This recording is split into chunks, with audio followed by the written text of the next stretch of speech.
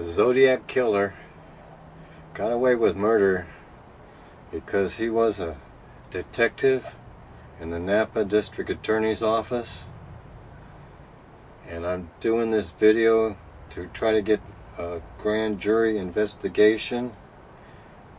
And this is my story. This is aimed at the Governor Jerry Brown. Maybe he'll do something about this. Anyway, in 1956, I grew up in Napa County. In 1956, I was kidnapped by the Napa Police Department by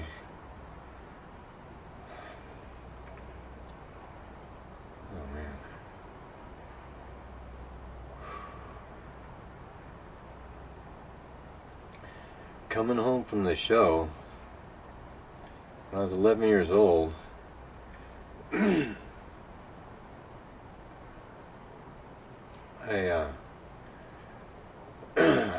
I was on my way home when a black and white unit pulled up, and Jack Johnson, he was the biggest cop in town, he got out and shoved his gun halfway through my stomach, spun me around and slammed me against his car, searched me and put me in his car.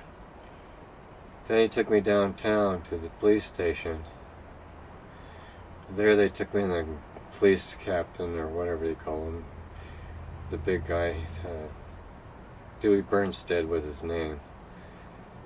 Anyway, after we had an argument, they tried to say that I was breaking into things and homes and stuff, and I showed them my ticket. I was just going home from the show, and they didn't believe me. And we had, after my argument, me and him had a cussing thing, and he had the guy take me and sit me out front of his office on this thing next to this hallway. And I was sitting there. There was two detectives came walking down the hallway. And when I first looked at him, it looked like, oh my gosh, it looked like the Dick Tracy twins. They were both dressed like Dick Tracy. One was in light brown and one was in dark brown or black. It's hard to tell. And at that time, they went up to the window and asked Jack Johnson what they were going to do with the kid, and he told them, well, we're going to hold him for a couple hours and then probably turn him loose. At that point, all three of them walked outside, and they were saying something. Then they said something real quiet, so I couldn't hear them, and all three of them started laughing. And then Jack Johnson came back in, the other guys left. He took me down the hallway and locked me in a telephone booth. And that was about midnight or so, maybe a little later. He came and got me out and told me to go home. And I was in a short sleeve shirt. I asked for a ride, and he told him to get the hell out of there. He put me in jail. So I was walking home, and it was really cold that night. And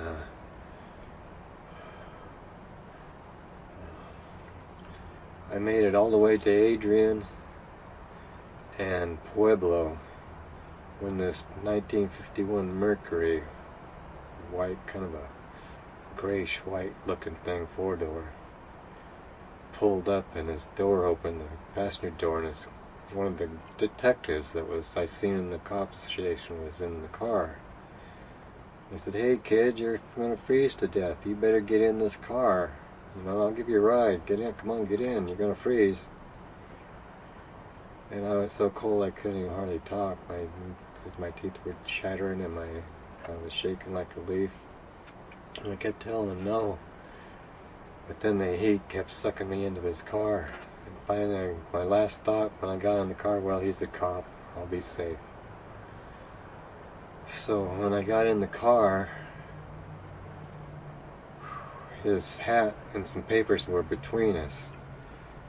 And he said, hey, well, let me get these and get them out of the way so he'd be comfortable. And he put them in the back seat. And when he come back around, he grabbed me by the back of the neck and shoved a gun in my throat.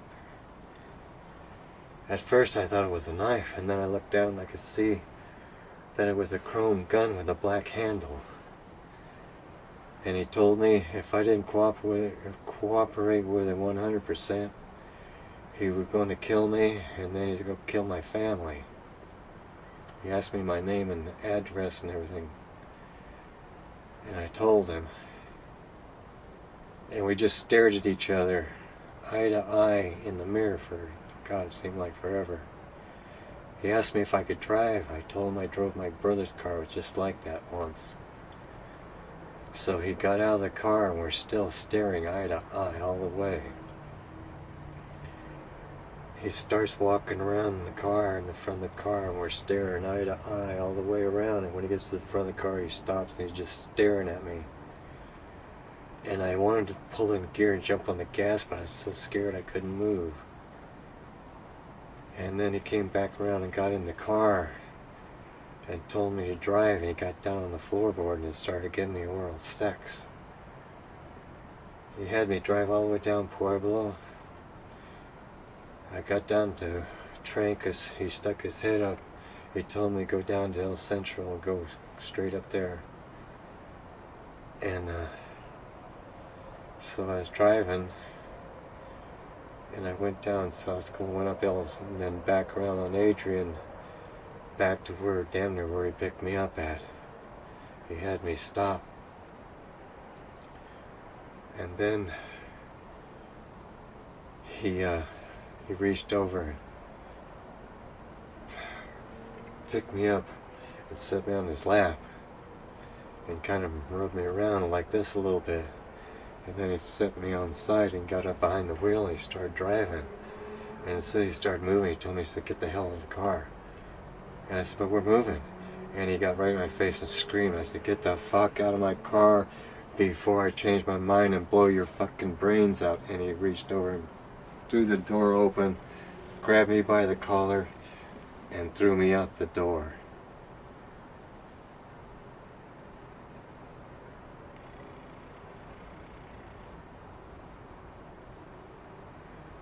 I rolled, I slammed my head into the curb, and I got up and blood was running down my face.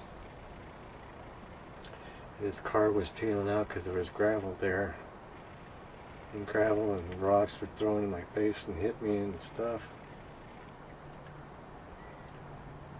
And I just remember screaming as loud as I could, "I'm going to kill you, you son of a bitch." I went home and I never told anybody. I never told anybody.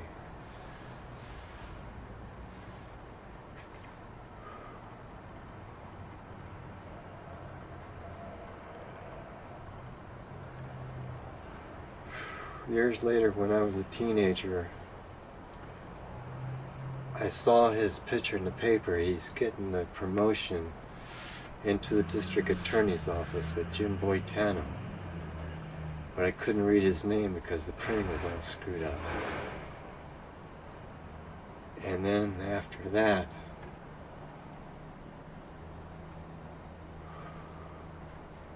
decades later, when I had a daughter at 15, I got her a horse. Somebody, the Napa County Animal Control, somebody stole it.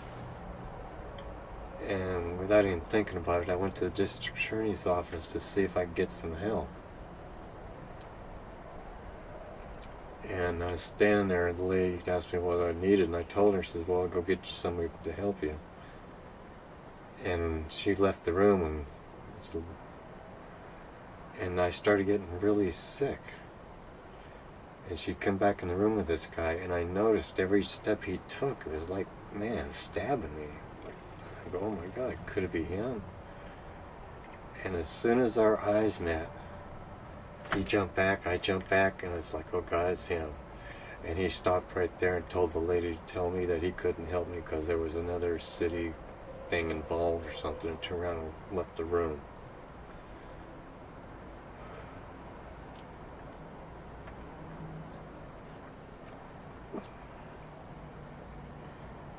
After that, I got really paranoid and scared, so I left Napa and I moved to Vacaville. Well, before I moved to Vacaville, I was in my motorhome, and I was in Grizzly Island in my motorhome.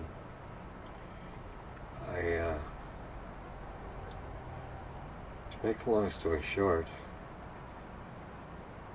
I got arrested for I don't even know what.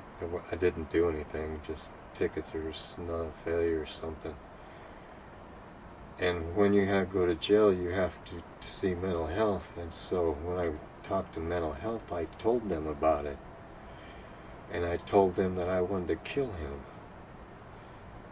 And the lady that I was talking to said, "Oh, we should follow you around." And so they followed me for about a month or so at Grizzly Island, a couple big motorhomes. And after they left, I moved to Sassoon, to the parking lot there at the dock launching ramp that night. And about 1 o'clock in the morning, this little pickup, Toyota white pickup, pulled up. And it was parked to where I could watch my every move in my motorhome. And I'm thinking, well, God, it wouldn't be them. It must be this guy, maybe. So without even thinking, I thought, well, I'll just walk by and go down to the dock and see if I could sense anything. And sure enough, as soon as I got next to the car, I could sense it was him. So I walked down the dock, not knowing what to do, because I didn't want to run back. I'm afraid he'd shoot me in the back. But I was just down there looking at the water, trying to figure out what to do. And something told me to turn and walk as hard as I could. And when I did, he was sneaking down. And as soon as I turned, he turned like he was looking out over the water. And I power walked past him, and I got in my motorhome. And he comes sneaking around and started circling my motorhome. And he started coming in towards the door, and I had this thing that looked like a gun, but it wasn't. And I threw the door open, and I pointed at him, and he took off running back to his car, and he left.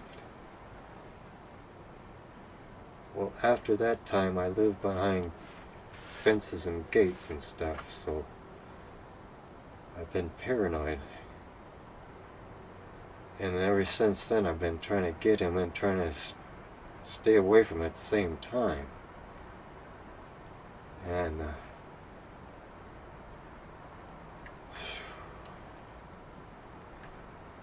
so it got on my nerves where I had to do something about it. It's just driving me crazy because I didn't. So I went to a meeting at the library about molested children, and they advised me I should go to the city council. So I did, and they just wanted me to leave. And then they had the police talk to me, and anyway, so many things have happened. It's hard to keep track of it. Anyway,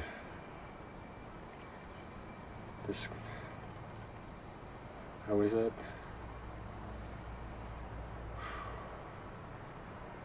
After I went to the city council, I thought I'd be,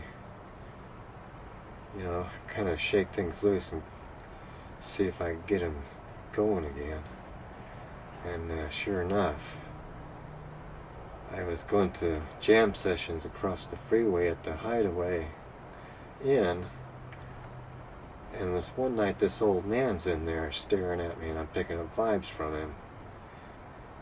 And so the next time I went in, the same old man's there, but this time he's with this real gorilla-looking guy. And me and this gorilla-looking guy kind of passed in the hallway, and he kind of gave me this attitude, this smirk on his face, and I could see that he had something going on in his mind.